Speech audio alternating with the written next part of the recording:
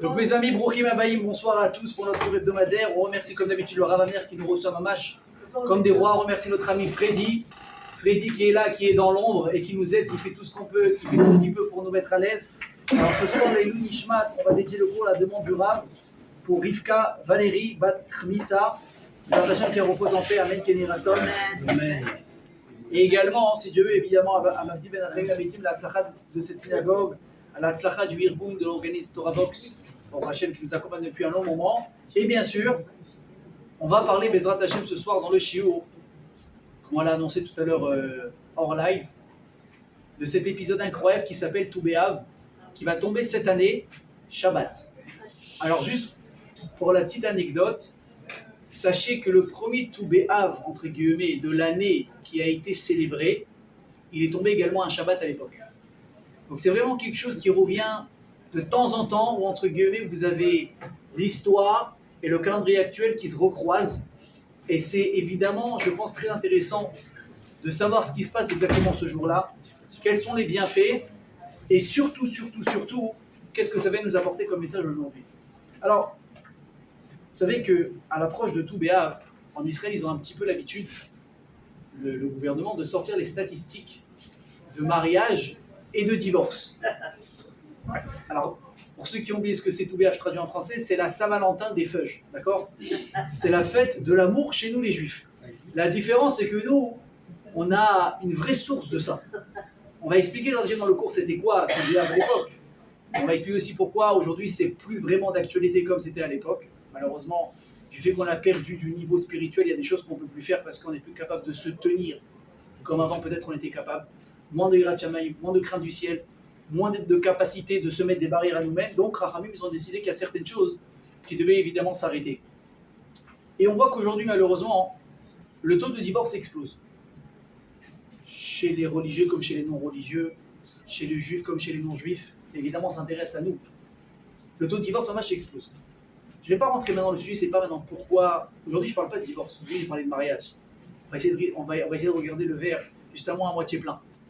Mais justement, à la vue de ces statistiques, de tout ce qu'on entend, aujourd'hui, je ne pense pas qu'il n'y a pas un type autour de lui, malheureusement, qui n'a pas un ami, quelqu'un dans sa famille qui a vécu un divorce. Et ce qui est très choquant, vous serez d'accord avec moi, c'est que très souvent, les gens qui divorcent, c'est ceux qu'on s'attendait le moins à ce qu'ils divorcent. D'un coup, un jour, tu es là, tu rencontres un ami, comment ça va ? J'écoute, ça va, t'as entendu la nouvelle ? Je dis non, quoi ? T'as pas entendu ? Bon, je lance un nom bidon, hein. Que David et Stéphanie, ou je sais pas, ou Myriam, ouais, ils sont plus ensemble, ils sont séparés, ils sont en divorce. Tu dis quoi ? Ouais, 3 enfants. Ah, mais attends, ils étaient toujours main dans la main, ils étaient toujours en train d'aurait dit un petit jeune couple après 10 ans de mariage. Tu dis bah ça allait pas du tout. Et boum, tu prends un coup. Tu savais pas. Alors les gens quand ils assistent à ça, évidemment ça les refroidit à eux. Ils se disent attends, est-ce que moi j'ai envie de me marier ? Est-ce que moi je suis prêt à me marier ? Et surtout, est-ce que moi je suis sûr d'avoir trouvé la bonne finalement ? Ou une fille qui va se dire est-ce que moi je suis sûr d'avoir trouvé le bon ? Et on va avoir tendance, beaucoup, à se mettre des freins. Et avoir peur de s'engager. Pourquoi ? Bah, tout simplement parce qu'une personne, tant qu'elle n'est pas mariée, c'est censé changer après, mais ce n'est pas toujours évident. Mais ce qui est certain, c'est que quand une personne est seule, elle est la personne qui l'importe le plus dans sa vie. Ça veut dire, si tu demandes aujourd'hui quel est le centre de ta vie, un célibataire, elle va te dire quoi ? Bah, c'est moi. En général, ce qui se passe, c'est que le mariage est fait pour qu'une personne elle va changer d'attitude et de regard sur la vie. Mais très souvent, qu'est-ce que tu vois ? En fait, tu vois 2 célibataires qui vivent ensemble. Soit ça peut être le problème de la fille, soit ça peut être le problème du garçon, soit des fois c'est le problème des deux. Ils n'ont pas compris que le mariage aujourd'hui, c'est plus j'existe et après je regarde ce qu'il y a autour de moi. C'est non, d'abord je regarde ce qu'il y a autour de moi, après je vais exister. C'est ce qui va dire Shlomo Ameler, la fameuse contradiction. Shlomo Ameler, il dit quoi ? Matzah Isha, Matzah Tov. Une personne, un homme qui a trouvé une femme, qu'est-ce qu'il a trouvé ? Le Tov. Le Tov, c'est dire c'est top. Hachem, qu'est-ce qu'il a dit quand il a créé le monde ? Et c'est Tov, et c'est Tov. Après, Veine Tov Meod. Hachem lui-même, il utilise le mot Tov pour dire que quand une chose, elle est complète, elle est parfaite, elle est Tov. Donc il dit à Kadosh Baruch Hu, Matzah Isha, Matzah Tov. Bah, tu dis, bah oui, c'est normal. Un type sans femme, il est un peu déboussolé. Ok. Mais qu'est-ce qu'il dit Shlomo Ameler ? Motse Ani Mar Mimavet et Taisha. Et la chose la plus amère que je peux trouver dans la vie, pire que la mort, c'est quoi ? C'est une femme. Alors ça fait rire, ça vexe, Admettons que ce soit deux auteurs différents, tu dis, bon, chacun peut-être a son regard sur la vie qui est différent. Mais le problème, ce qui interpelle, c'est que c'est la même personne qui est à l'origine de ces deux phrases, qui sont complètement, justement, à l'opposé l'une de l'autre. Alors, comment ça marche? Quoi, tu veux dire, un cours sur Mohamed qui était un jeune marié, il a dit une belle phrase, après il a compris ce que c'était le mariage, il s'est rétracté. Qu'est-ce qui s'est passé? Je vous l'avais déjà dit dans un cours, mais je vais juste le reciter maintenant. C'est qu'en fait, tout dépend de la personne elle-même. Matzah Isha, Matzato. Si une personne dans le mariage, qu'est-ce qu'il recherche dans sa vie? C'est de découvrir sa femme, une femme, et d'être capable de la faire passer en priorité. Alors Matzah Isha, si tu cherches à trouver ta femme dans le mariage, alors Matzato, tu vas trouver quelque chose de bien. Aval, si dans ta vie, qu'est-ce que tu cherches? Motse Ani. Le type, il est marié, il a des gosses, et qu'est-ce qu'il recherche constamment dans sa vie? Qu'est-ce qui le préoccupe le plus avant tout? Annie, c'est moi. Alors là, il te dit, mon pote, Marmi Mavet et Taïcha, ta femme va te faire la mort. Pourquoi? Parce que tu as une personne ici qui demande qu'on s'occupe d'elle, qui demande de l'intention, et qui demande à ce qu'elle soit mise en priorité. Toi, qu'est-ce que tu fais? Tu dis, sois gentil, tais-toi, assis-toi. Quand j'aurai un peu de temps, quand j'aurai rien à faire, je vais m'intéresser à toi. Là, mon pote, il te dit, commence même pas, tu vas te planter. Vous avez compris la différence? Donc une personne célibataire qui soit lui-même au centre de sa vie, ça va. Bah écoute, ça va. Il est plus chez papa et maman, ou bien toujours. Bon, il a 25 ans, il a 30 ans, ses parents ils sont censés un petit peu lui lâcher l'esprit. Donc qu'est-ce qu'il fait? Il va travailler pour gagner son oseille, pour se faire plaisir, pour se payer des vacances, pour s'acheter une belle voiture, pour s'acheter des fringues, pour aller au resto, pour kiffer avec ses potes. Il y a quoi qui l'intéresse? Il n'y a que lui. Ça c'est tout à fait normal. Et si mon on lui dit, tu sais, mais à un moment donné, il faut passer à la vitesse supérieure. Il faut s'intéresser à autre chose que toi. Il faut trouver la partenaire ou le partenaire pour la vie. Il va te dire, bon, écoute, dans l'idée, ça a l'air sympa. Pourquoi pas? Mais le problème, c'est que je veux être sûr que ce soit la bonne. Je veux être sûr que ce soit le bon. Donc, qu'est-ce qu'il va faire? Qu'est-ce qu'elle va faire? Ils vont attendre ce petit déclic, ce petit peut-être coup de foudre dans la tête qui va dire, ah, ça y est, c'est la bonne. Et il va prendre son temps. Il va être méfiant. Et il va vraiment hésiter avant de s'engager. Et c'est tout à fait normal. Alors la question, elle est, mes amis, mais combien de temps il faut pour s'assurer qu'on a trouvé la bonne? Qu'est-ce qu'il faut faire pour s'assurer que ce qu'on ressent pour la personne au moment où on la rencontre, ben, c'est quelque chose de vrai et ça ne va pas peut-être s'estomper avec le temps? Alors vous avez deux écoles. Vous avez, j'aime pas dire le mot religieux, parce qu'on dirait que c'est une secte. Vous avez ceux qui fonctionnent selon la Torah. Voilà, c'est beaucoup mieux dit. Vous avez ceux qui fonctionnent selon la Torah, qui vont respecter les règles de Shomer Negiah. On ne peut pas se toucher avant le mariage, on ne peut pas vivre ensemble avant le mariage, ça n'existe pas, ça c'est des trucs de pathos. D'accord? Chez nous les juifs, ça n'existe pas. Aujourd'hui, malheureusement, il y a des gens qui le font. Alors, tu as ceux qui vont suivre le chemin de la Torah, on va leur présenter quelqu'un. Mais pareil, le mot shidour, trop souvent, on l'associe à une communauté. Ouais, les religieux, ils font des shidours. Alors, juste pour petit rappel et correction d'erreur, c'est quoi un shidour? Présentation. Présentation. Demandez aujourd'hui à 80% des gens. Bon, je ne parle pas aujourd'hui qu'il y a des applications de rencontres, ok? Je parle des gens, avant, ils étaient à peu près normaux, ils n'allaient pas rencontrer n'importe qui, n'importe où, sur n'importe quelle photo. Une personne, vous lui demandez comment tu as rencontré ta femme. Je ne parle pas vraiment du lieu où il a rencontré, d'accord? Il te dit, bah écoute, on était invités chez des amis, on était sortis boire un verre, ou dans une soirée où j'en sais rien. Et j'avais une amie qui m'a présenté sa meilleure amie, et voilà. Et ça s'appelle comment? Un chidour. Sauf qu'il y a le chidour en boîte de nuit avec de la musique, tu n'entends rien. Je te dis salut Stéphanie, voilà, je te présente David et hop, c'est parti. Ou tu as une personne, on te dit voilà, je te présente une jeune fille, tu l'appelles au téléphone, tu passes par quelqu'un, tu vas prendre un café, tout est bien, tout est sniout et tout va bien dans le meilleur des mondes. Les deux, c'est un chidour. C'est juste une question de comment tu le fais. Alors tu as des personnes qui vont voilà, se rencontrer, faire les choses bien, pas trop traîner avant le mariage, parce que tu ne peux pas demander à une personne de suivre des restrictions entre un homme et une femme et traîner comme ça pendant 2 heures, ça tient pas. On va pas se mentir. Donc le type il dit ok, j'ai fait le tour de la personne, je suis sorti avec elle, j'ai appris à la connaître, on a les mêmes buts dans la vie, on a à peu près les mêmes visions des choses. Allez, demande en mariage, on se marie. En quelques temps, c'est plié. Et tu as ceux, non, je rigole. On parle d'un projet de vie là, je peux pas.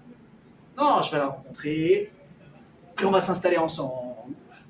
On va prendre 1 an, 2 ans, on va prendre à se connaître, et après on verra. Alors j'ai un grand scoop pour vous. Et je vous promets, je l'ai toujours su, c'est pas nouveau.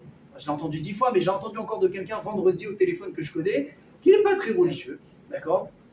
qui a refait sa vie, Baruch Hashem, après une première partie de vie un peu difficile. Bon, et lui, il a choisi le deuxième chemin. Il a rencontré quelqu'un, il s'est installé avec elle, il a demandé en mariage, ok. Je lui ai dit, alors comment ça va? Il me dit, bien. Et plus il dit bien, plus tu comprends que... D'accord. Je lui ai dit, écoute, tu sais, c'est vrai que c'est un peu différent, j'ai appris de mes erreurs, je ne vais pas recommencer, mais bon, une femme c'est une femme, il faut apprendre à faire des concessions, il faut lui parler, il faut apprendre à lui parler, là. Je lui ai dit, ok. Je lui ai dit, ça fait combien de temps que tu es marié? Il me dit, écoute, ça fait 2 ans. Mais bon, on était ensemble pendant 2 ans auparavant. Ouais, donc ça fait 4-5 ans. Je lui ai dit, maintenant j'ai une vraie question pour toi, sois honnête. Est-ce qu'il y a une différence entre le avant-mariage et l'après-mariage, malgré que vous avez quand même vécu 2 ans ensemble, comme un couple, c'est-à-dire je ne vois pas qu'est-ce qu'il peut avoir de nouveau. Et qu'est-ce qu'il me dit? Le jour et la nuit. D'accord. Donc ça veut dire que tout le monde le sait, hein. Tout le monde le comprend, mais ils vont quand même le répéter. Que de vivre avec quelqu'un avant le mariage, ça ne sert absolument à rien. Même si tu vas peut-être découvrir quelque chose, allez, des détails par-ci par-là que tu n'aurais pas vu si tu n'avais pas vécu avec elle dans la même maison, admettons. Mais le gars, il te dit, j'ai vécu 2 ans avec elle. Je le fais maintenant dans le mariage, on se marie, on passe sous la roupa. Et là, finalement, je découvre une autre personne. Oh là là! Et je lui ai demandé, à ton avis, pourquoi? Bah, il est intelligent, il n'est pas bête. Il me dit, bah ouais, parce que tant qu'on n'est pas marié, chacun est quelque part en train de jouer un rôle et chacun va montrer le meilleur côté de lui-même. Mais une fois qu'on est marié, il n'y a plus rien à prouver, les masques tombent et là, le naturel, il ressort. Il ressort. Quand tu rigoles, Raphaël, tu t'es fait avoir ou quoi? Ah bon? Ça, c'est quelque chose que tout le monde sait. Alors, je vous rassure, Raphaël est quelqu'un de très heureux. Que ce soit si Dieu veut, comme on l'a dit, même si par le scout de Toubiav, écoutez bien. Toubiav, c'est pas uniquement trouver son mazal, c'est de savoir retrouver le mazal qu'on a déjà trouvé tous les jours à nouveau. Donc, vous avez les 2 écoles de rencontre. Ceux qui font à leur manière et ceux qui font, on va dire, selon la Torah. Mais dans un cas comme dans l'autre, le type te dit, j'hésite un petit peu à m'engager et je sais pas trop comment ça marche. Alors, si on regarde la Torah, pour avoir un point de repère, en tout et pour tout, dans toutes les parachiotes et les histoires et les contes qu'on nous raconte, il n'y a que 2 histoires de Shidour qui apparaissent dans la Torah. Le premier, c'est Yitzhak. Le deuxième, c'est Yaakov. Et c'est tout. Il n'y a plus de Shidour après. Évidemment, des fois, il y a marqué que lui, il s'est marié avec lui, avec elle. Mais, on ne l'explique pas l'histoire. Yitzhak et Rivka racontent leur histoire. Abraham, il veut marier son fils. Il envoie son serviteur Eliezer, il dit, va trouver une fille pour mon fils. Il va, machin, il trouve des bonnes idotes, il la ramène. Yitzhak, il la rencontre, hop, il se marie. Combien de temps ça a duré la rencontre pré-mariage? 1 jour. 1 jour, ils se sont vus, ok, on se marie. Tac. Ensuite, qui on a? On a Yaakov. Pareil, il s'en va, sa mère lui dit, va chez ma famille. Là-bas, tu as des cousines, tu peux te marier avec elle, va là-bas. Il va là-bas, il tombe amoureux de qui? De Rachel. Combien de temps il reste sur place avant de demander sa main à son père? 1 mois. 1 mois, il dit à Lavan, écoute, ça y est, je vais épouser ta fille, en avant. La vérité,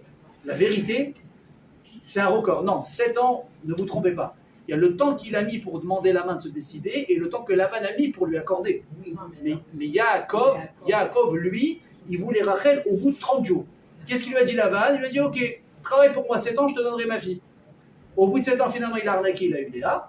Et quand il a fini chez Rachel de Léa, tout de suite après, il lui a donné Rachel. C'est bon, on a fait un peu de cédère, il a fait meurtre.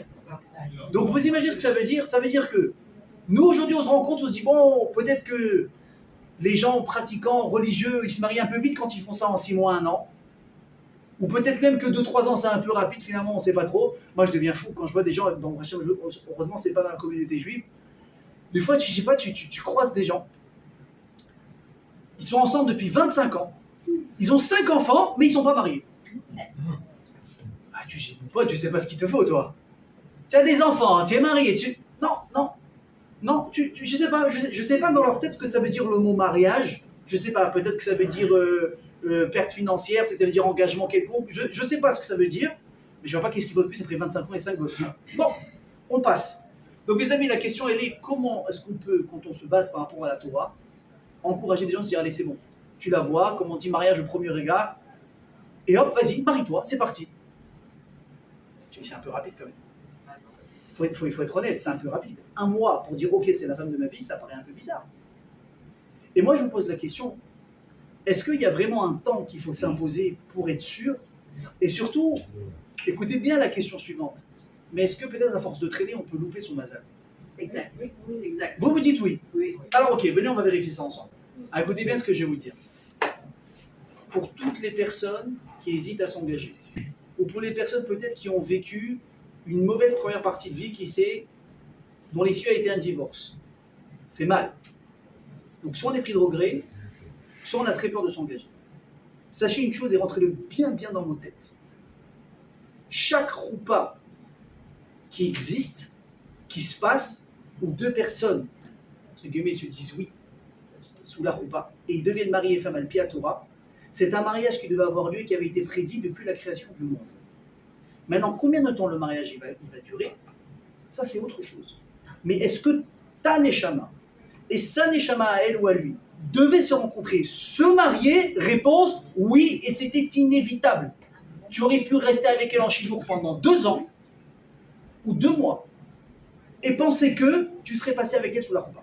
Même si elle a peur de s'engager, Alors, c'est la peur de s'engager, sache une chose, si c'est ton mari, qu'est-ce qu'il faut faire? écoute, Thierry, si c'est ton mari, si c'est ta femme, et que vous devez vous marier ensemble, alors je vais vous dire quelque chose. Non, c'est pas à dire, n'essaie pas de l'éviter parce que ça va te rattraper. Vous savez combien de personnes moi j'ai vu, mais vraiment, je vais vous raconter l'histoire d'un très bon ami à moi. Ça remonte à quelques années. On lui propose une fille en chidour. Il dit ok. Il dit est-ce que je peux avoir une photo de la jeune fille? Moi j'habite dans telle ville, elle habite dans l'autre ville, je ne veux pas juste maintenant prendre le train ou l'avion et finalement ça commence même pas. Chacun a ses goûts, on peut se plaire, on ne peut pas se plaire. Même chose pour la jeune fille, oui, non, ok. Il reçoit une photo de la jeune fille et donc bien sûr sur la photo elles sont 2. Et là on lui dit c'est la fille de gauche, la fille de droite, ok? Non mais l'histoire c'est pas ce que vous pensez, écoutez bien jusqu'au bout. Le type est dit magnifique, elle me plaît, il n'y a pas de problème, ça commence bien. Après, on va découvrir derrière la personnalité, le caractère, ce que tu veux. Il rentre, il prend son billet de train, il monte à Paris, il va rencontrer la jeune fille. Et comme j'étais proche de lui, je lui dis bon, tiens au courant. Il m'appelle, mais quand je vous dis énervé, ouais, je suis énervé, je suis monté pour rien, on m'a arnaqué. Je dis qu'est-ce qui se passe? Là, pendant 5 minutes, rien qu'il a fait s'énerver. Je fais quoi? Je dis tu te rappelles la photo qu'on m'a envoyée? Je dis ouais. Je dis, tu te rappelles, la fille de gauche? Je dis, ouais. Elle me dit, bah, c'est pas elle. C'est la droite. Je fais, ah bon? Je fais quoi? Mais c'est la fille droite. Il me dit, non plus. Ceux qui étaient derrière. Ouais, il n'y a personne derrière. Et alors? Qu'est-ce que ça veut dire? Il me dit, non, c'est quelqu'un d'autre, elle me plaît pas du tout, et je suis hyper déçu, je suis hyper vénère, maintenant je suis bloqué à Paris pour 1 semaine, je peux pas modifier mon billet de train, Bon. Le type, il s'énerve un bon coup. Il me dit, bon, écoute, il y a la dame justement qui m'a fait le chidour qui m'appelle. Elle me dit attends, tu vas voir, je vais m'occuper d'elle. Il me rappelle le lendemain, un peu plus calme. Je fais alors. Il me dit ouais, bon, je lui ai dit, j'étais très déçu, machin, dégoûté. Elle me dit écoute, par kavod pour la jeune fille, c'est pas trop de dire non tout de suite. Elle va peut-être comprendre qu'elle te plaît pas, machin, elle va peut-être un peu de confiance en elle et tout. Par derrière Eretz, fais une deuxième date. Deuxième rendez-vous. Après, on va arrondir les angles, écoute, ça colle pas, machin, mais une première fois comme ça peut froisser une personne, n'est-ce pas? Tu es déjà à Paris, comporte-toi comme un gentleman. Bon, il dit après tout, qu'est-ce que j'ai à perdre? C'est pas les 20 € du coca qui vont me déranger. Ok. Il y va. 2 jours après, ils font une deuxième date. Il me rappelle. Je fais alors. Il me dit non, bah, c'est pas ça, mais bon, c'est vrai qu'elle est sympathique quand même. Hein. Bon, écoutez-moi bien, je vous la fais courte. Hein. Il a fini la semaine. Il a rallongé son billet de train. À chaque fois qu'il me met au téléphone, il me dit non, mais elle est sympa. Non, mais elle est sympa. Ben, tu veux que je te dise, c'est pas assez que m'attendais, mais elle a un charme. Hein. Elle est mignonne. Ils ont fait 10 dates, ils sont mariés, ils ont 3 gosses, ils sont très heureux. Et ouais. Donc, même échapper, si tu crois que tu vas échapper, si c'est pour toi, c'est pour toi. Mais encore une fois, si ça doit s'arrêter, ça aussi, des fois, c'était prédit. Et des fois, malheureusement, c'est toi, avec tes bêtises, qui a abîmé ton mariage. D'accord? Mais encore une fois, la case de départ, si on y est passé par là, c'était inévitable, c'était prédit. La suite, c'est autre chose. Je ne parle pas de la suite. Je parle pour ceux qui disent, mais, non, mais je n'ai pas eu le temps de la connaître. Évidemment, je ne dis pas que maintenant tu croises quelqu'un dans la rue, tu dis, ah, c'est pas mal, on se marie. Il y a un minimum. Mais au niveau du timing, il ne faut pas vraiment avoir peur. Alors, pour revenir à ce qu'on disait, est-ce qu'on peut perdre son mazal? Alors, vous dites oui. Alors, Moi, j'ouvre la Gemara, parce que c'est mes repères. Hein. La Gemara dans ma série de Sourda, qu'est-ce qu'elle dit? Elle dit que 40 jours avant qu'un fœtus ne commence à grandir, 40 jours avant, il y a une batte colle et une voix céleste dans le ciel qui dit quoi? Que un tel est promis pour une telle. 40 jours avant notre conception, déjà Hachem il a déjà distribué les cartes. Il a dit David pour Myriam Cohen. J'invente, hein? Ok? Oui. Alors la Gemara, elle va dire que ça concerne que peut-être les premiers mariages et pas les deuxièmes. D'accord? Mais écoutez bien, ça veut dire quoi? Que déjà, on te l'a collé. C'est-à-dire que tu vas aller à Paris, à Londres, à New York. Moi, combien de personnes? Je rigole pas. Hein. Le type, il habite Paris. Ok? Il part en voyage d'affaires, j'en sais rien. Il revient, il me dit j'ai rencontré quelqu'un. Je fais où? Il me dit à Gibraltar. Hein? Qu'est-ce que tu fais à Gibraltar, toi? Tu habites Paris? Oui, mais je devais partir au Maroc. Je me suis retrouvé à la frontière, machin, avec l'Espagne, truc. Hop, on s'est rentré là-bas. Elle aussi, on s'est retrouvé assis côte à côte dans l'avion. On a discuté. Hop. Improbable. C'est improbable. Hein? Ça, c'est Hachem qui a fait le chidour direct. Hein? Il est passé par l'hôtesse de l'air, ils ont fait le chidour.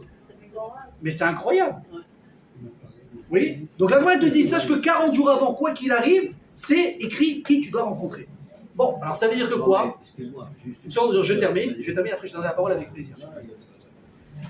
Ça veut dire que quoi? Quoi qu'il se passe, tu peux traîner, tu peux refuser bêtement des propositions, mais à un moment donné, ça va te rattraper. Je veux bien. Sauf que, il y a une autre main dans Moed Katan qui dit quoi? Qu'une personne, quand elle rencontre quelqu'un, il ne faut pas qu'elle prenne trop avant de la demander en mariage.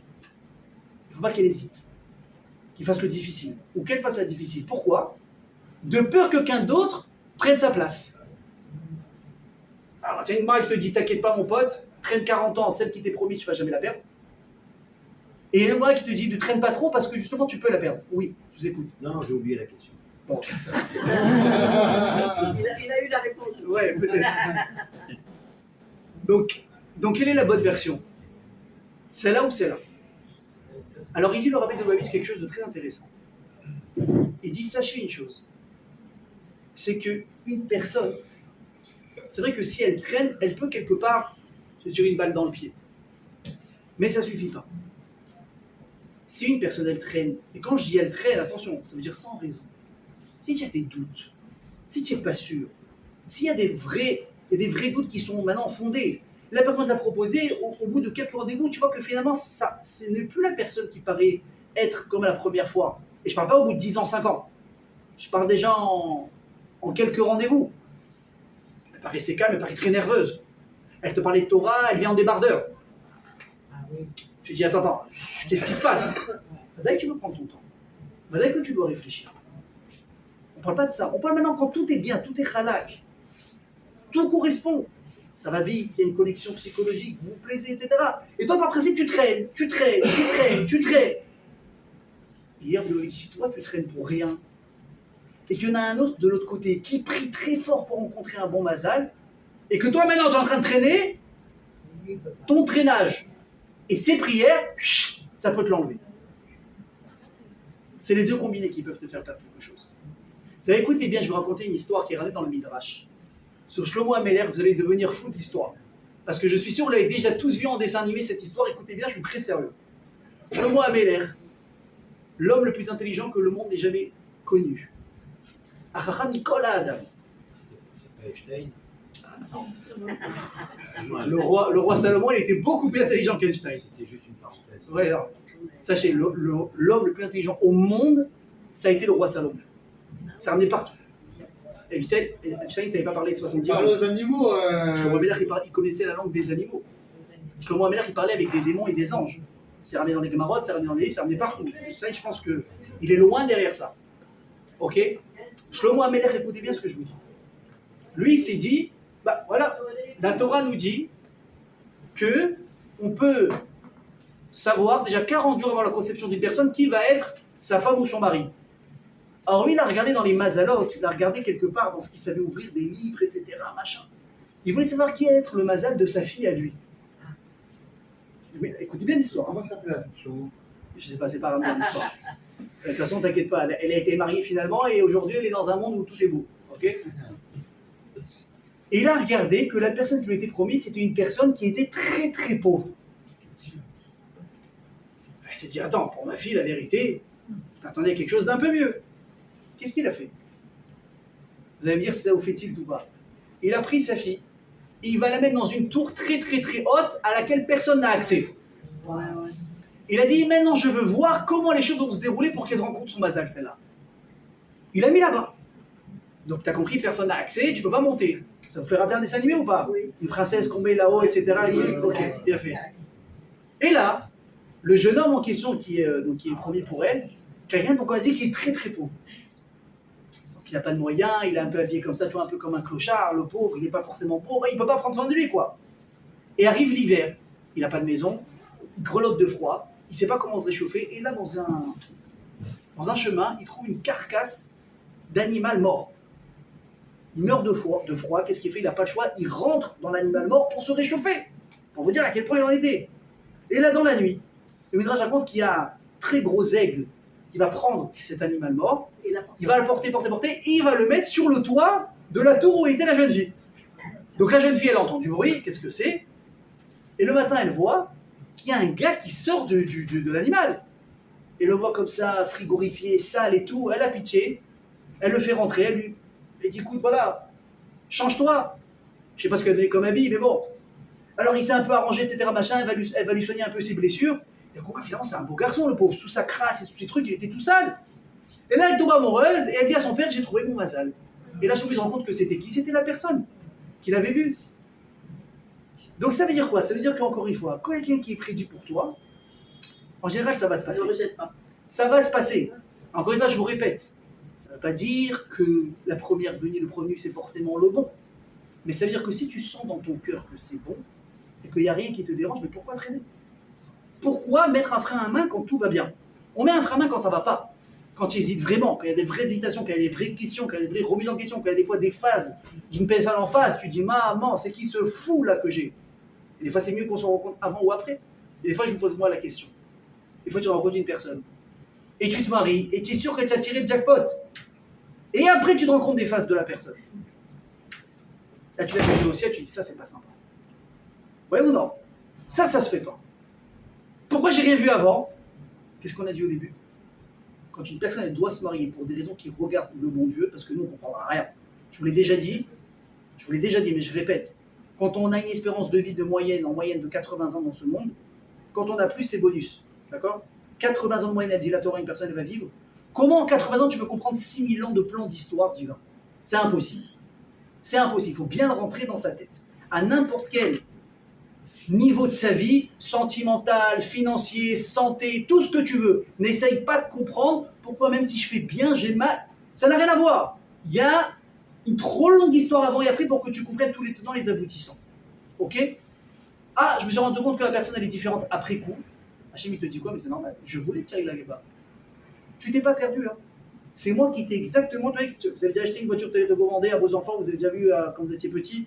Ah, Hanouka, vous recevez, tu vas à gauche, ça va à gauche. Tu vas à droite, ça va à droite. Elle a le choix ou pas la voiture? Si elle a le choix, ça fait très peur. Ça marche pas. Si quand tu fais à gauche, tu vas à droite, va voir le vendeur, tu demandes de rembourser. Hachem dit, quand je décide que tu vas à gauche, je vais à gauche. Soit des fois c'est pour ton bien, soit des fois parce que des fois tu as quelque chose à réparer. Il faut rencontrer la personne. Combien de fois il y a juste une Neshama, un enfant qui doit naître de cette union, et c'est comme ça. Depuis Maaseh Bereshit, il fallait que cet enfant-là, il naisse de ces deux Neshamot qui se ressemblent. Et toi, tu es là, non, mais il y a des choses qui te dépassent. Or, quand tu acceptes que les choses te dépassent, même ça te dérange, et ça peut te faire un peu mal, et ça peut, etc., te toucher parce que tu es humain, mais c'est d'air. Mais si tu es là à exiger de comprendre, là, tu es perdu. Vous avez compris? La différence, c'est quoi dans le judaïsme? C'est que très souvent, on nous dit, écoute, évite de poser des questions, parce que tu n'auras pas forcément la réponse. Mais maintenant, même si tu as la question, c'est pas parce que tu as une question que tu ne peux pas continuer à avancer sans réponse. Vous comprenez la différence? Personne n'a dit que chaque question mérite une réponse d'Hachem. Des fois, on a la route et le mérite qu'Hachem nous répond, et des fois, c'est pas le cas. Qu'est-ce qui nous l'apprend ça? C'est mon cher Rabbeinu, il dit à Akash Baruch Hu, je veux voir ta face, je veux voir à quoi tu ressembles. Vous voyez qu'il s'ennuyait, il voulait faire un selfie avec lui, pour l'accrocher dans son bureau. Mon cher Rabbeinu, il est au-dessus de ça. Il dit Hachem, je veux comprendre comment tu fonctionnes, ni plus ni moins. Et qu'est-ce qu'il lui répond à Akash Baruch Hu? Il dit ça, Loïr Ani à Adam Vachai, un homme vivant ne pourra jamais voir ni comprendre comment je fonctionne, ça n'existe pas. La seule chose peut-être, c'est quoi? C'est qu'il va voir Manuk. C'est-à-dire quoi? Des fois, après coup, tu vas comprendre. Des fois, après coup, tu vas comprendre. Ça ne veut pas dire que tu comprends à chaque fois. Si ça c'est intégré, je peux vous dire qu'on a déjà fait une grande partie de notre travail ici. Alors, pour répondre à cette question qui est intéressante, combien de temps il faut, comment s'assurer que ce qu'on ressent c'est vrai, c'est bien, c'est assez, c'est pas assez. Voilà, on va regarder une autre notion d'amour que la Torah nous parle. Shema Israël Hashem Elokeinu, Hashem Echad. C'est quoi la suite? Ve'ahavta et Hashem Elokecha. C'est quoi la suite? Bechol levavecha, ou Bechol nafshecha, ou Bechol meodecha. Tu vas aimer Hashem de tout ton cœur. Bon, la vraie traduction, c'est tes cœurs. C'est quoi? Maintenant, rassurez-moi, si je vous fais un examen, vous avez qu'un cœur, monsieur, n'est-ce pas? Oui, je pense. J'espère aussi, sinon il y a un souci. Pourquoi tu aurais dit vos cœurs? La Yetzira femme. Tov, Yetzira Ra. Ah, Bon penchant, mauvais penchant. Avec les deux, tu dois te forcer d'aimer Dieu. Maintenant, attention, c'est pas un conseil. Je vous l'ai déjà dit, la Torah, c'est pas un livre de conseils. La Torah, c'est un livre de quoi? De mitzvot. C'est quoi mitzvot, mes amis? Je vous l'ai déjà dit plusieurs fois. des bonnes actions. Non. Ah, n'exagérez pas, je vous l'ai dit, c'est pas des bonnes actions. Ce sont des ordres. Mitzvah, ça vient de la chaîne tzivouï, un ordre. C'est pas une bonne action. Quand tu fais Shabbat, c'est pas parce que tu as décidé de faire Shabbat, c'est bien, je fais une bonne action. Tu fais ce que tu as l'obligation de faire.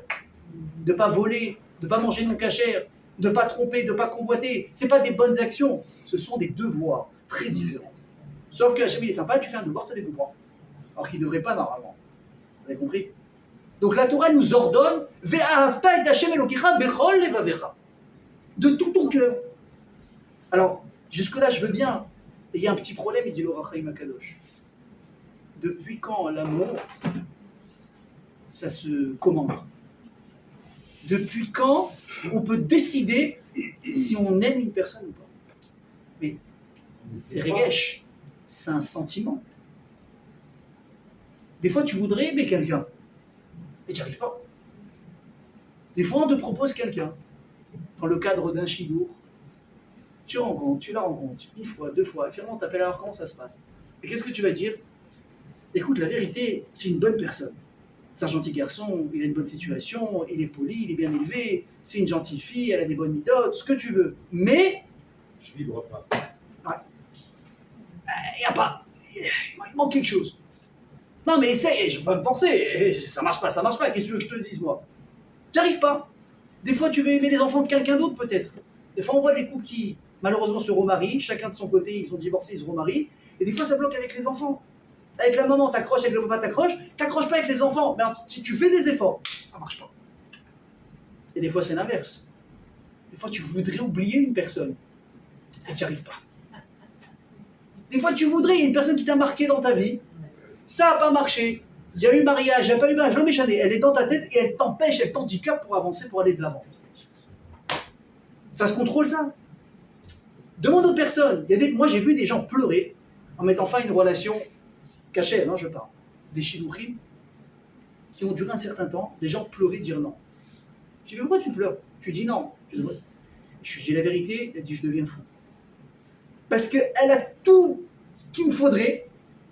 C'est une bonne personne, elle a des bonnes midotes, elle a un bon job, elle a une bonne famille, machin, un truc, ce que tu veux, et j'arrive pas. Et le type, il pleure parce qu'il lui manque quelque chose. Des fois, elle lui plaît pas. Et ça aussi, c'est important. Ça aussi, c'est important. Il faut qu'il y ait un minimum d'attirance. S'il n'y a pas, on fait quoi?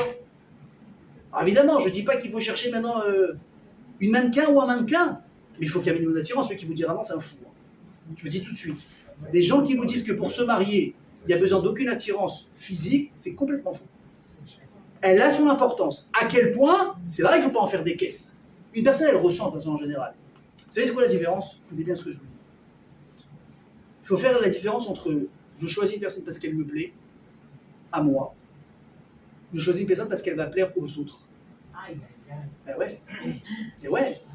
Ça paraît fou, mais c'est la vérité.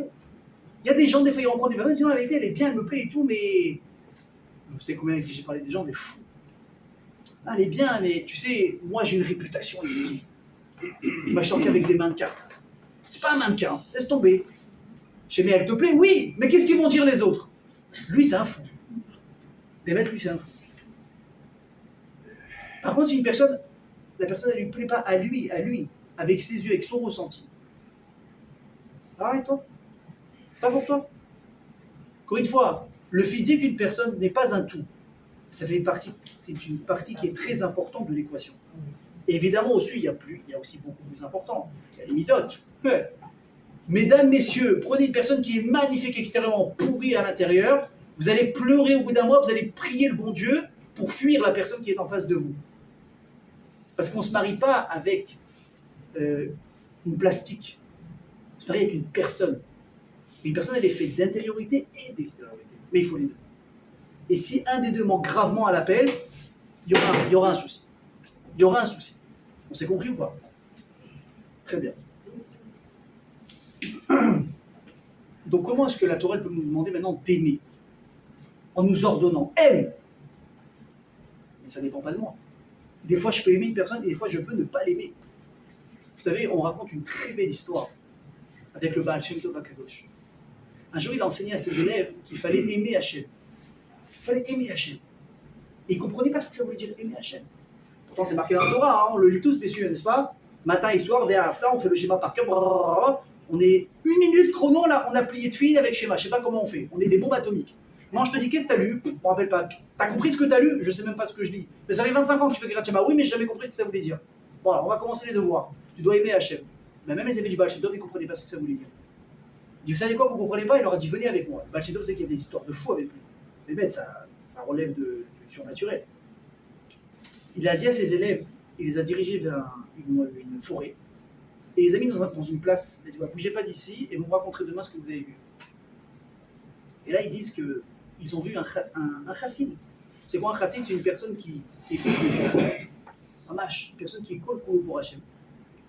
Et le type, il voit et il dit, Akadosh Baruch Hu, je t'aime. Je t'aime de tout mon cœur et je ne sais pas quoi faire pour te prouver mon amour. Et il dit, tu sais quoi Hachem? Je sais danser. Je ne sais pas quelle danse, hein. On a vu Michael Jackson à l'époque, ça n'existait pas. Il dit, je sais danser. En ton honneur Hachem, je vais danser. Et il s'est mis à danser. Pendant 1 heure entière. Au bout d'1 heure, il est épuisé, il est tout rouge, il est transpirant. Il se calme, il dit, mais Hachem, j'ai encore beaucoup d'amour pour toi. Tu sais quoi, je sais jouer de la flûte. Il sort sa petite flûte, il se met comme ça à jouer. À la fin, il s'arrête. Il dit, Hachem, mais j'ai encore d'amour pour toi. Il dit, tu sais quoi, j'ai une petite pièce sur moi. Je sais pas beaucoup, mais c'est ce que j'ai. Je t'aime tellement que je veux te la donner à toi. L'histoire, elle raconte des élèves du Baal Shem Tov, que cet élève, ce chassid, il a sorti la pièce de sa poche, il l'a jetée, et qu'ils ont vu une main sortir et récupérer la pièce. Bon. Vrai, faux, je sais pas avec quelle époque pour vous dire.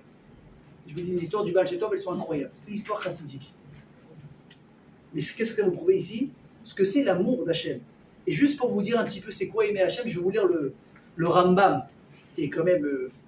écoutez bien à quoi il compare l'amour d'Akadosh Baruch Hu. Veketzad hi ahava areuya. Je vous lis les mots. C'est quoi l'amour adapté et juste par rapport à Akadosh Baruch Hu? Il dit, écoutez bien. Sheyohav et Hachem ahava gdola yetera azameot. Il doit aimer Hachem d'un amour fou et très fort. Ad shetehe nafsho keshura be'ahavat Hachem. Jusqu'à que son âme soit collée à Akadosh Baruch Hu. Écoutez bien. Keilu chole choli ahava she'en da'ato b'nuya me'ahavat ota isha.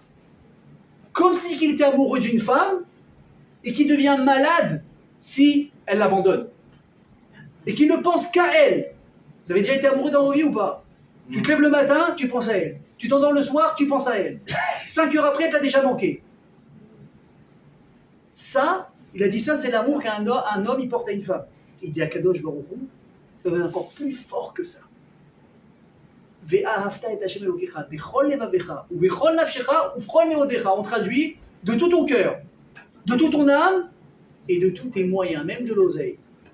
Même ton oseille, tu dois faire passer à Kadosh Baruch Hu en priorité. Il dit ça, c'est aimer à Kadosh Baruch Hu. Imaginez le travail que ça demande. Imaginez ce qu'on nous demande d'essayer d'accomplir. Je ne sais même pas si on est capable d'aimer quelqu'un autant. On l'a dit, hein, on est des super égoïstes dans la vie. Tu peux tout donner à quelqu'un? Je ne sais pas. Il y a forcément une limite. Et on te dit, Hachem, c'est comme ça que tu dois l'aimer. Alors comment on fait? Alors il y en a qui ont voulu un petit peu changer l'explication évidente. On a Rashi, qui n'est pas n'importe qui, hein, le grand commentateur de la Torah.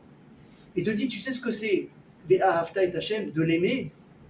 Ça voulait dire en fait d'accomplir ces mitzvot et ce qu'il te demande par amour. D'être prêt à tout pour accomplir les mitzvot d'Hachem.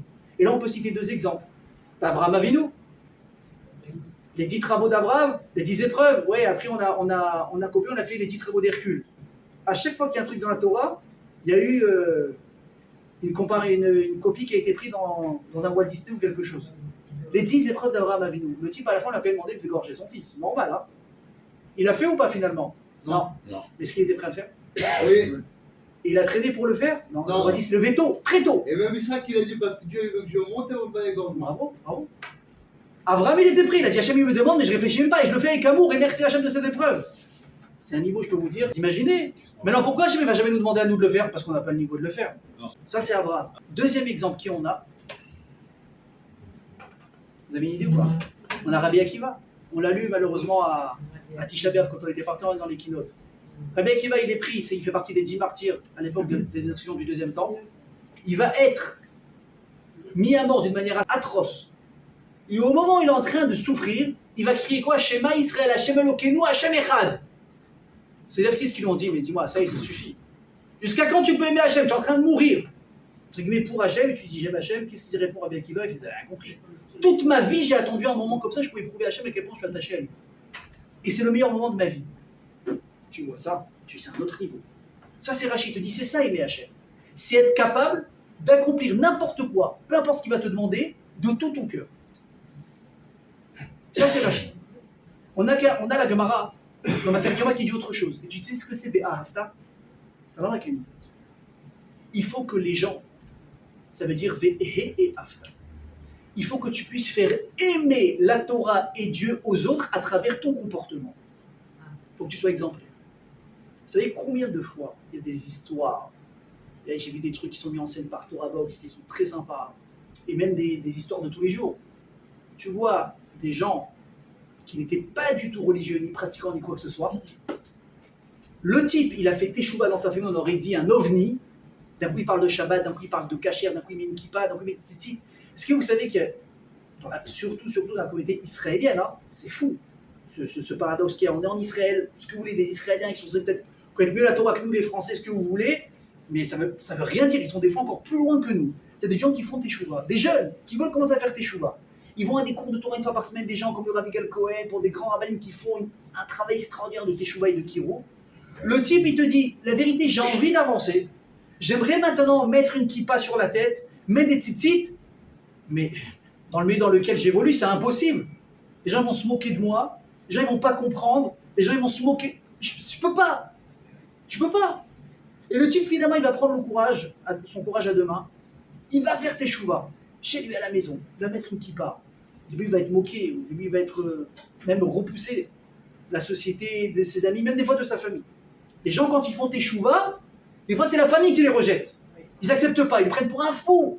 On t'a lavé le cerveau, c'est quoi ça les rabbins qui te mettent les tefilines à la sortie de l'école? Des fous. Vous savez quoi? Je vais vous dire, on dit des fous. Mais il faut prier pour que ces gens ils se réveillent un jour et qu'ils fassent des choix. Parce qu'ils font de la peine. Ils comprennent pas. Le type il fait des choix. Et au début donc les gens sont très réticents. Et là on l'observe. Et on se rend compte que le gars il change mais en bien. Il devient plus respectueux. Il devient plus attentif. Plus serviable. Plus doux. Moins nerveux. Moins coléreux, plus honnête. Un jour, j'ai lu une histoire, un truc de fou. Il y a un type qui vendait des appareils photo dans un magasin. Vous vous rappelez ce que c'est un appareil photo? Aujourd'hui, on n'utilise plus. Vous savez, à l'époque, on allait, on achetait, comme ça, on prenait des photos, des souvenirs, des vacances, des mariages. Aujourd'hui, tu as le iPhone, tu as réglé toute l'histoire. Donc, tu allais, tu as mis ton budget, bref. Le type, un jour, il ouvre sa boîte aux lettres, le vendeur d'appareils photo. Il trouve une enveloppe avec, je crois, 200 ou 300 shekels dedans. Il ne comprend pas. Il dit, c'est quoi ça? Père Noël, qu'est-ce que c'est Hanouka? Il retourne. Enveloppe, il y a marqué quoi? J'étais chez vous il y a quelques années et j'ai volé un appareil photo et aujourd'hui je paye ma dette, signé une personne qui a fait teshuva. Quand tu vois des comportements comme ça, je peux te dire que même le type qui n'aime pas la religion, qui n'aime pas la Torah, je ne sais pas ce qu'il a contre tout ça, il voit ça, le type dit c'est incroyable, c'est ça la Torah, c'est ça la religion, c'est ça, moi je veux être comme ça. Le type qu'est-ce qu'il fait? Il avance, et grâce à toi, il avance. Elle dit la Gemara, c'est ça la mitzvah de Ve'ahavta. C'est de faire aimer la Torah et Dieu à travers ton comportement, à travers ton quotidien et tes midotes.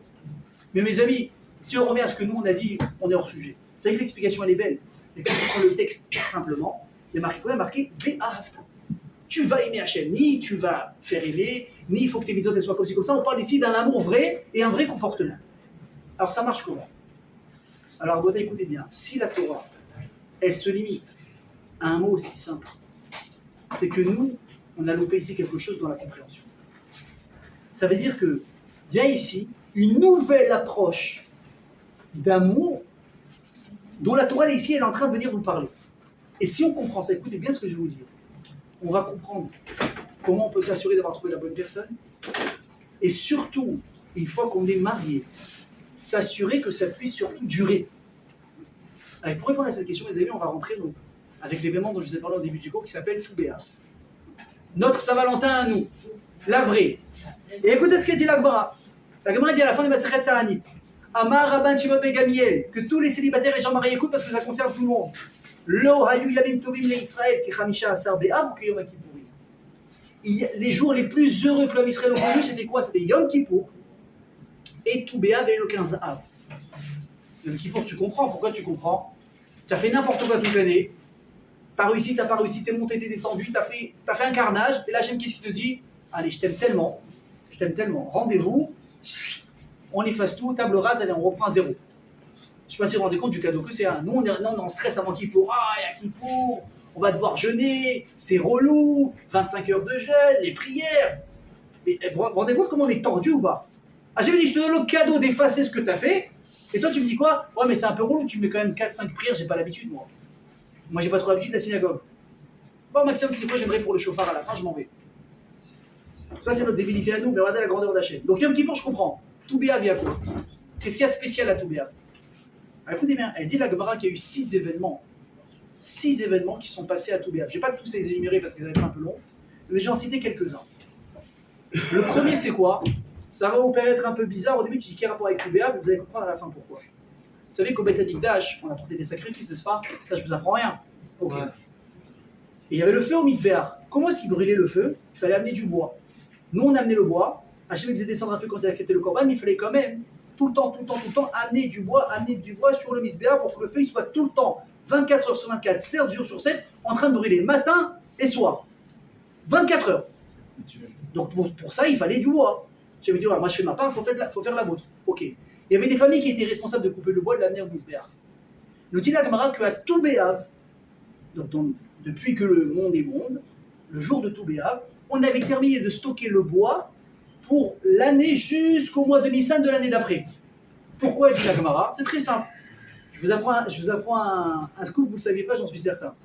C'est qu'à partir de Tou B'Av, le soleil commence à aller en étant moins fort, doucement. Tu vas me dire, mais c'est bizarre, on est en plein mois d'août, il fait chaud. Sachez que si la Gemara le dit, moi je vais plus confiance à la Gemara qu'à la météo, à partir de Tou B'Av, le soleil il commence légèrement à perdre de sa force. Doucement. C'est-à-dire que Shabbat, on va atteindre la dernière journée la plus chaude et ensuite ça va commencer à régresser. Et alors, elle dit la Gemara, à partir de ce moment-là, puisque le soleil était allé en étant moins puissant, le bois, il allait moins sécher.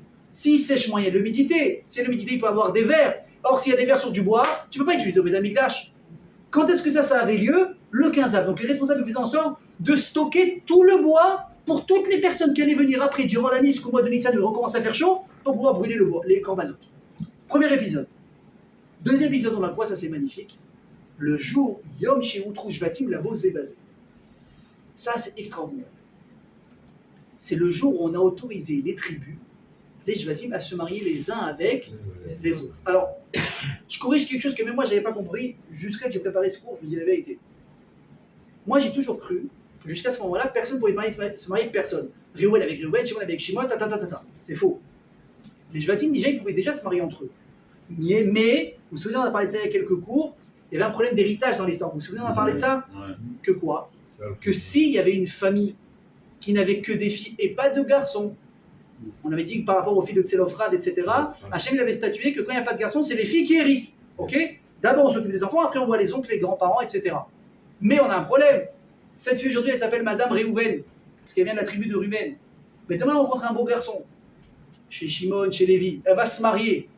Les biens, ils vont passer à qui? Son mari. C'est partie de la famille maintenant, c'est terminé. Donc la tribu, elle a perdu ses biens. Donc là, qu'est-ce qu'elle avait statut de la Torah? Attention, les filles qui n'ont pas de frères dans une famille et qui ont hérité de leurs parents ne peuvent se marier uniquement avec leur tribu à eux pour préserver l'héritage du patrimoine de leur famille. Pour pas que maintenant ça commence à se disperser dans les tribus. Et à partir de Tou B'Av, de cette année en question, on a autorisé même ces jeunes filles-là à se marier avec qui elles voulaient. Pourquoi? Mais qu'est-ce qu'on fait avec l'héritage? Et là, j'ai compris. J'ai lu un beau chidouche. On te dit tout ce que cette xéra qu'on avait fait, ça concernait uniquement les années du désert, et les premières années, on est rentré en Israël. Comme les gens n'étaient pas encore établis à leur place, on avait peur que les gens s'embrouillent. Mais non, c'est à moi, c'est toi, mais non, je suis installé là. Une fois qu'on a passé les 7 années de conquête, les 7 années de partage qu'on avait, là, Hachem, il dit, ça y est. Chaque Shevet, il sait où il habite. Chacun connaît exactement maintenant ses limitations, etc., ses délimitations. Même s'il y a une parcelle de terrain qui va à droite ou à gauche, on sait quand même qu'est-ce qui appartient à l'origine à chacun, on est OK. T'imagines la joie ou pas? Tu peux te marier qui tu veux. C'est incroyable. Ça aussi, c'est arrivé tout béat. Il y a encore une chose, et bon, je vous dis, je ne vais pas tous les faire, mais on va finir avec ça. Encore deux. La tribu de Binyamin. Il y a une histoire très bizarre dans la vie, je ne veux pas m'allonger parce qu'elle est vraiment interpellante. Un jour, il y a une fille qui s'est fait violer par la tribu de Binyamin. C'est une histoire atroce dans le David, mais on comprend pas ce qui s'est passé. Suite à cet épisode-là, on avait mis en idouille, en quarantaine, tous les chefs de Binyamin. Personne ne se mariait avec eux jusqu'à nouvel ordre. Après, ce qu'ils ont fait, ils sont impardonnables. Les années sont passées, donc ils étaient complètement vraiment à l'écart, mais catastrophe. On dit mais attends, c'est pas possible, ce chevet il va s'éteindre à un moment donné. Il va pas perdurer. Comment on va faire? Arrivé à Toubéa, Hachem il a dit quoi? Maintenant chez Binyamin, on vous a autorisé, vous pouvez maintenant vous remarier avec tout le monde. Et quatrième épisode, peut-être un des plus intéressants. Je lui dis, dans l'histoire des Juifs, on a eu des épisodes de dingue. Je ne sais pas si vous êtes au courant, mais dans l'histoire, malheureusement, c'est pas nouveau là, cette division qu'on a dans le Ham Israël. Voilà, si encore on a fêté Tisha B'Av il y a quelques jours, c'est parce que malheureusement, on n'a pas encore appris la leçon de ce que c'est la hardout, l'unité. On n'a pas compris. Qu'on ne dise pas oui, parce qu'elle dit la Gemara, si chaque année on fête. Malheureusement, on pleure Tisha B'Av, la perte du temple. C'est comme si que dans notre année, dans notre génération, il avait été construit le temple et que devant nous, il se met à brûler qu'on l'ait perdu cette année. Parce que nous, on est en train de répéter les erreurs qu'on n'a pas compris depuis 1957 ans. Il faut que ce soit bien clair dans la tête de tout le monde. C'est pas on est en train de payer la faute des autres, c'est que nous, on est en train de répéter la même erreur que les autres. Sauf que nous, on est encore plus idiots parce qu'on n'a pas compris l'idée encore. Ok? Mais à l'époque, déjà, quand il y avait le temple, il y avait le roi qui s'appelait Rehoboam, c'était le fils de Shlomo HaMelech, c'était le roi. Et là, il y a un très mauvais roi qui s'appelais, je ne sais pas dire, Yerovam ben Nevat. Qu'est-ce qu'il a fait? Il a monté la tête des Bnei Israël. Et 10 sur les 12 tribus se sont rebellés. Ils ont dit au roi, qui était le roi de l'époque, on veut plus de toi, on veut maintenant Yerovam en tant que roi. Et là, il y a eu une coupure qui s'est faite dans le peuple d'Israël. Tu avais 2 tribus, Binyamin et Yehuda, qui sont restés avec le vrai roi. Les 10 autres tribus qui sont accrochées avec cet usurpateur. Maintenant, écoutez bien. Qu'est-ce qu'il a fait, Yerovam ben Nevat? C'était un des plus grands Réchaïm qu'on ait connu dans l'Israël. Il a bloqué l'accès à Jérusalem. Maintenant, on sait que nous, sur la Torah, on a une mitzvah de monter chaque année, 3 fois par an, Pessah, Sukkot, Shavuot, au Beth Amikdash. Il fallait amener des korbanot. Il a dit, je mets des gardiens armés, celui qui passe, il prend une balle. Pourquoi? Il a dit, parce que j'ai peur que quand ils vont monter au Beth Amikdash, et ils vont voir Yerushalayim, ils vont voir le vrai roi, finalement, ils vont comprendre qu'il y a un souci, ils vont se retourner contre moi et je vais perdre. Il a interdit l'accès à Jérusalem. Il a mis 2 idoles dans Israël, une de chaque côté. Il a dit voilà, c'est eux maintenant le Beth Amikdash. Il a fait faire le Dazara à tout le monde. Le jour de Tou B'Av, une certaine année, est venu le dernier roi d'Israël qui s'appelait Hoshea ben Ela. Il a cassé ses barrières, il a autorisé tout le monde à remonter à Jérusalem. On a retrouvé l'unité du Ham Israël. Tous ces événements sont arrivés quand? Évidemment, des années d'écart. Le jour de Tou B'Av. Pourquoi est-ce que j'ai pris le temps de vous détailler ces histoires? Parce que vous allez comprendre quelque chose. Que si le mois de Av, surtout Tisha B'Av, le début du mois, il montre ici la haine, la distance, le manque d'unité dans le Ham Israël, alors Tou B'Av, ça montre exactement l'inverse. Écoutez bien ce que je vous dis. Le jour de Tou B'Av vient ici corriger le défaut du début du mois de Av. Sinatrinam, la haine gratuite, la distance entre chacun d'entre nous, Tout bien est venu tout réparer. La preuve, c'est quoi? On l'a réparé à tous les niveaux. Qu'est-ce qu'on a dit? C'est quoi les épisodes qu'on a parlé? On a dit qu'on a autorisé les Shvatim à se marier les uns avec les autres. T'imagines la distance qu'il y avait? On l'a cassé, ça y est, c'est fini. Il n'y a plus de jugement.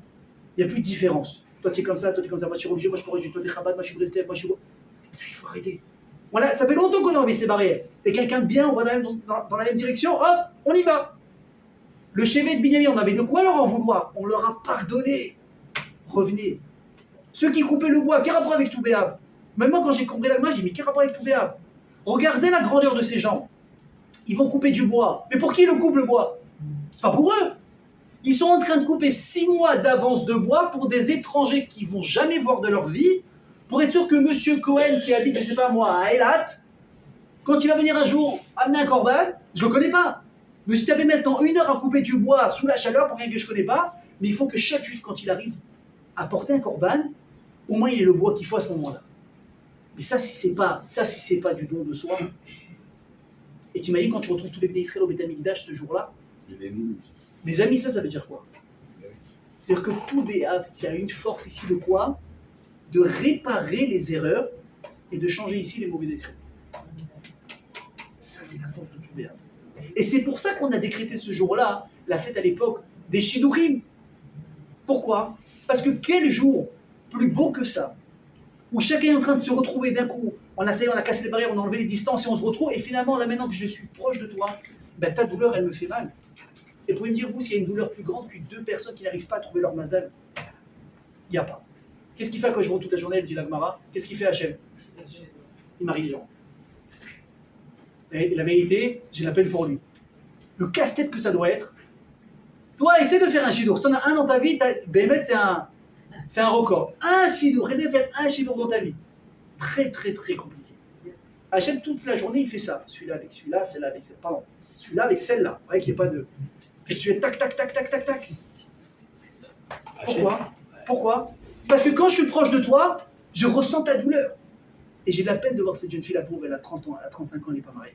Et lui, le pauvre, il a 37 ans, il a tout pour lui. Pourquoi il ne m'a pas marié? Allez, venez, on va se mettre ensemble. Et hop, un jour aussi grand et kadosh que ça, on l'avait justement mis pour ce genre de choses, pour le mariage. Rabotaï, on n'a pas répondu à la question. C'est bien la rencontre. Mais le sentiment, alors, on fait comment? Comment on fait pour le sentiment? Alors écoutez, je vais raconter l'histoire, mais si je ne l'avais pas lu, je ne l'aurais pas cru. Je vais essayer de faire vite. Un jour, il y a un couple qui a été marié quelques jours avant leur choupa. Et ils étaient partis demander à l'époque la bracha d'un grand qui s'appelait, je pense que vous connaissez, le Rabbi Lubavitch. Parce que là, ça va? Très bien. Et là, la Kala, elle demande à rentrer seule, sans le khatan, pour prendre la bracha. Bon, ça va durer quoi? 10 minutes, tout cassé. Elle sort au bout de 20 minutes. Tu vois qu'elle a pleuré, tu vois qu'elle n'est pas bien, tu vois que le truc. Son khatan, il dit, qu'est-ce qui se passe? Je te dirai. Maintenant, vous savez qu'il y a la coutume de ne pas se voir avant le mariage, n'est-ce pas, pendant une semaine. Ok? Donc lui, dernier épisode qui vient avec elle, c'est ça. Ils sont partis demander une bracha chez le Rabbi pour que tout se passe bien dans le meilleur des mondes. Elle reçoit ses plus où elle est, dit ok, on se voit à la choupa, salut. Bon, on arrive à la choupa, tout se passe bien, le rabbin il est là, l'orchestre est là, tout le monde est là, tout va bien dans le meilleur des mondes. Donc là, bien sûr, il en peut plus. Il dit, tu peux me dire ce qui s'est passé il y a une semaine? Vous n'allez pas croire. Truc de fou.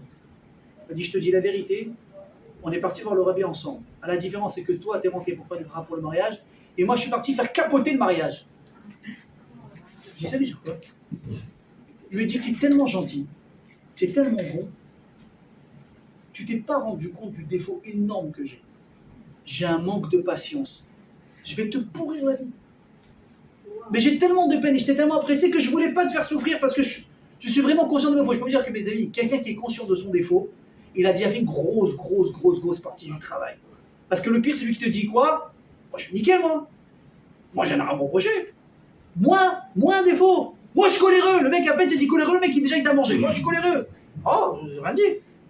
Mais dis, moi, je suis consciente que j'ai un gros manque de patience. Et donc, j'ai dit au Rabbi, il avait été le pauvre. Il sait pas dans quoi il s'embarque. Juste, voilà, que ça vienne de vous. Je vous dis, voilà, j'ai rien à cacher, je vous dis exactement qui je suis. Appelez-le, c'est pas pour ton mazal. On finit ça bien, fini. Si le rabbin, il a dit, personne ne va pas discuter. Eh bien, contre toute attente, qu'est-ce qu'il lui répond, le Rabbi? Il lui dit, ma grande, tu vas te marier. Tu vas te marier. Il dit, mais Rabbi, vous avez pas entendu? J'ai très bien entendu. me dit, est-ce que tu sais ce qui peut amener le plus de patience dans la vie d'une personne? C'est les enfants. Elle dit, Bézant, vous allez avoir beaucoup d'enfants. Et chaque enfant, il va te faire travailler ta patience et tu vas devenir une personne très bien avec du travail. Ne t'en fais pas. Mais en attendant les enfants, parce que des fois ça ne vient pas tout de suite, tu vas chercher un travail de bénévole, ou même pas bénévole, dans un endroit où il y a des enfants. Et tu vas commencer à faire tes devoirs dès le jour où tu sors de ta route. Et tu verras qu'au fur et à mesure, tout va très bien se passer. Mais écoutez, bizarrement, ils se sont mariés. Ils n'ont pas eu d'enfants tout de suite. Ça a pris des années à ce qu'ils aient des enfants. Mais eux, ils ont eu la promesse du Rav. Il y aura des enfants, donc ils se sont accrochés à une promesse ici. Elle a tenu sa parole. Elle est partie s'occuper de ses enfants en question. Et la patience. Elle a travaillé. Et un enfant et deux enfants. Et tout s'est très bien passé. Mes amis, si on doit comparer la patience au reste des régachotes, des midot, des émotions, ça veut dire ici quelque chose qu'on a loupé. L'amour, oui, c'est quelque chose qu'on ressent naturellement. Mais c'est aussi quelque chose qui se travaille. Ne me dites pas non. Que personne ne se me dise non, parce que là, je ne vais pas me laisser faire. Là, il n'y a pas de débat possible. L'amour, écoutez bien ce que je dis. C'est quelque chose, oui, qu'on ressent naturellement. Mais c'est aussi beaucoup quelque chose qu'on va créer de nos mains. C'est comme ça. Ça se travaille. Vous savez pourquoi on a du mal avec ça? Parce que toute notre vie, on nous a menti. Le monde du cinéma, il nous a vendu un schéma, mais tellement bien, mais on est persuadé qu'ils ont raison. Moi, le premier. On est persuadé que c'est quoi l'amour? C'est ce qu'on appelle aujourd'hui le coup de foudre. Tu marches dans la rue, il pleut, tu as un café, hop, tu le renverses sur le manteau d'une jeune fille, et là, elle lève les yeux, et là, c'est ta femme, ça y est, c'est fini. C'est beau. C'est le coup de foudre. Ouais, c'est beau. Mais est-ce que c'est ça, la rencontre unique qui est possible? Écoutez bien ce que je dis. Moi, je ne suis pas contre le coup de foudre. C'est sûr que ça existe. Bien sûr que ça existe. Tu es d'accord, Mina, ou pas? Il y a un témoignage. Un témoignage sûr, là. Tu l'as eu? Hein? Écoutez ce que je vous dis. Le coup de foudre, est-ce que ça peut exister? Oui. Mais pourquoi je le dis avec une certaine méfiance? Parce que bien sûr que des fois, il peut y avoir comme ça l'attirance physique. Des fois, c'est pas uniquement physique. La personne, elle est intelligente. La personne, elle a de l'humour. Les amis, quelqu'un qui a de l'humour, il a un très bon point pour lui. Ah. Quelqu'un qui sait faire rire une vie, il est tranquille. Et l'inverse. Même vous, messieurs, si une fille vous fait rire, tu vas dire, mais je kiffe avec elle. On rigole, c'est facile, la vie, elle est simple, c'est magnifique. Or, soit tu l'as trouvé joli ou beau, soit tu l'as trouvé intelligent, soit tu l'as trouvé drôle. Il peut avoir... J'espère que c'est pas la carte bleue qui vous a attiré. Sinon, on est mal barré. Je parle pas de ça. Je parle vraiment de quelque chose de concret. Alors, au début, c'est sympa. Mais si tu fais ton choix que par rapport à ça, tu es très mal barré. Pourquoi? Parce que chez tout le monde, écoutez, ouvrez grand vos oreilles, chez tout le monde, ce ressenti magique, il dure qu'un temps. Voilà. Forcément, à la fin, il va s'estomper. Ce ne sera jamais les mêmes papillons que tu as ressentis au début. Ce ne sera jamais pareil. Pourquoi? Tu découvres la personne, bien qu'elle a aussi des mauvais côtés. Mais allô, c'est pas une arnaque. Toute personne, elle a des bons côtés et des mauvais côtés. Ça fait partie du paquet. Quelqu'un qui me dit, écoute, moi j'ai que des bons côtés, je vais prendre des calmants, on reparle dans 1 heure. Maintenant, une personne qui me dit, écoute, moi je vois chez ma femme ou chez mon mari que les bons côtés, qu'on la cabane. Ça ne veut pas dire qu'elle n'en a pas des mauvais côtés, c'est-à-dire que lui se concentre sur les bons, c'est pas pareil. Ça n'a rien à voir.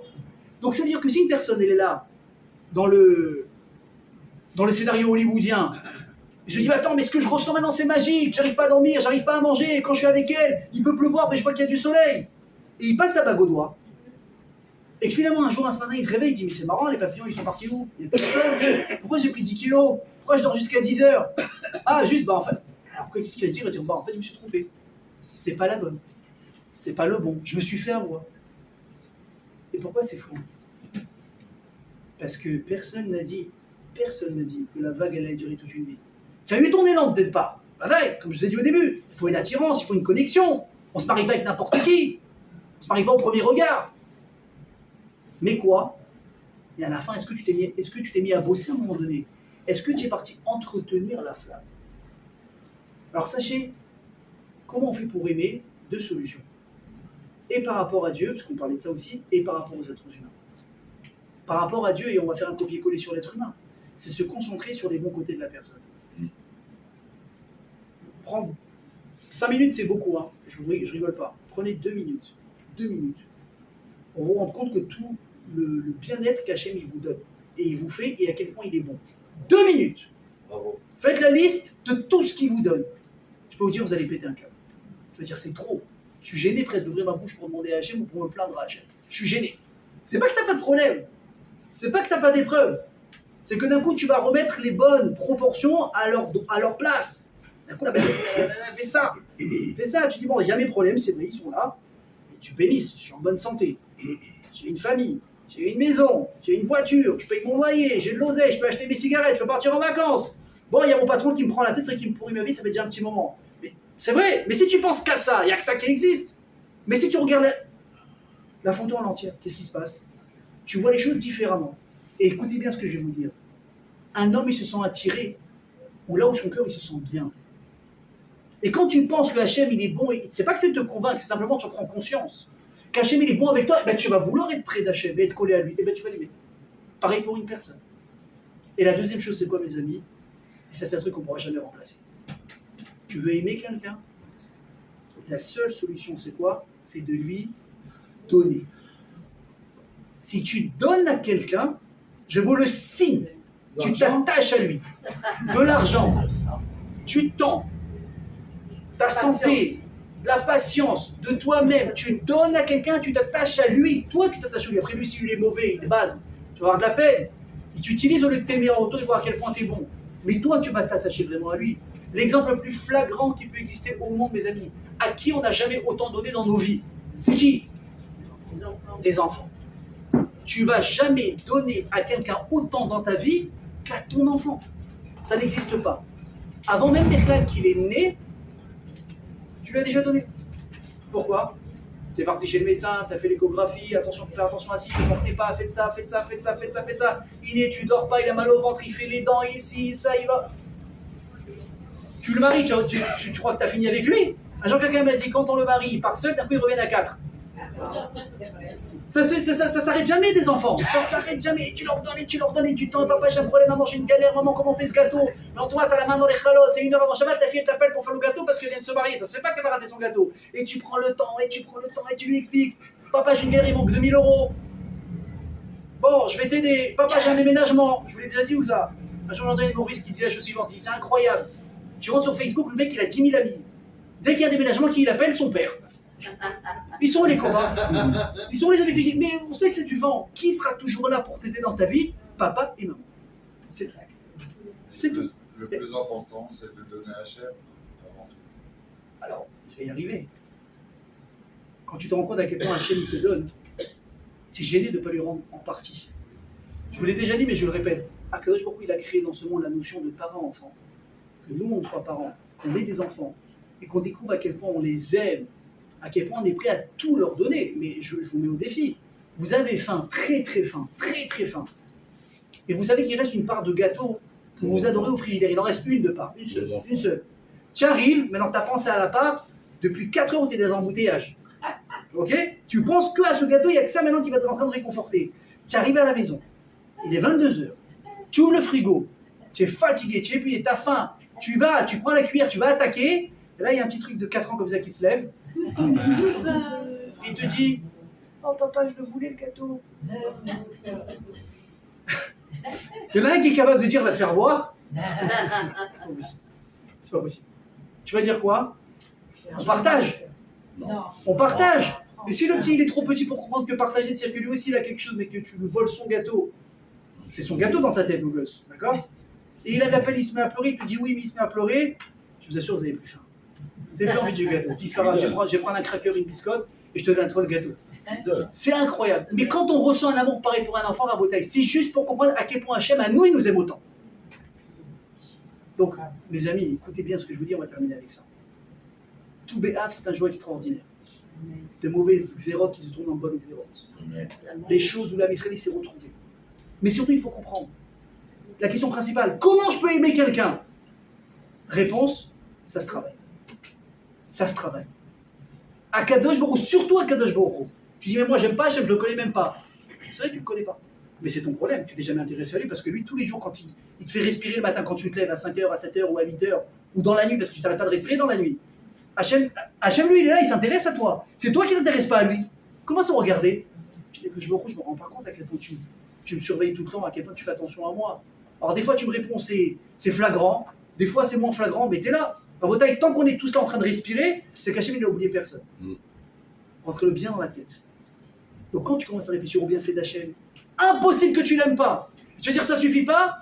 Prends des choses sur toi, commence à bosser pour le bon Dieu un petit peu. T'as du mal à les sortir, tes billets. Ben, fais un travail sur toi, je fais de la tzedaka. Tous les jours, je vais voir un peu, je vais donner un petit peu d'argent. Ou les semaines, où je vais aider, où je fais un peu plus de rage, je vais faire attention au Shabbat, à la Sioud. Quand tu commences à t'investir pour quelqu'un, tu vas l'aimer. Tu vas l'aimer. Rabotai, quand on rencontre quelqu'un, et surtout quand on est déjà marié avec lui, et qu'on sent qu'il y a un écart, il y a une distance ici. C'est bien, mais. Alors c'est quoi le mais? Si c'est un mais auquel il n'y a pas de réponse, on tourne en rond, il n'y a pas, je sais pas, j'arrive pas. Tu sais, prends tes affaires, va-t'en, fais sourire personne, ne rend fou personne. Mais si tout va bien, il y a tout ce qu'il faut. Mais simplement, tu dis, ouais, mais j'ai pas le coup de foot que j'ai vu dans le film avec les deux acteurs. Ça, tu es en train de faire fausse. Parce que ce que tu ressens, c'est déjà beaucoup. Et c'est certitude ce que tu ressens. Tu l'aimes, oui, elle te plaît, oui, vous entendez bien, oui. Alors quoi? Je veux plus? Mets-toi au boulot. Tu vas l'apprendre à l'aimer. En lui donnant, en la respectant, en se concentrant sur les bons côtés, en te travaillant. Et c'est comme ça que ça va marcher. Les amis, n'oubliez pas une chose. C'est que le secret d'un amour toute la vie, vous savez ce que c'est? C'est un travail de tous les jours. Et c'est quelque part, j'ai envie de dire, de se marier à nouveau tous les jours de sa vie. Si on est capable de faire ça, on est capable de comprendre que l'amour, ça passe par un travail, des efforts, en plus de ce qu'on a déjà, je peux vous garantir qu'on n'hésitera pas à s'engager. Une fois qu'on le sera, Bezrat Hashem, eh ben, ça va durer un long moment. Chazak à tous, et Bezrat Hashem.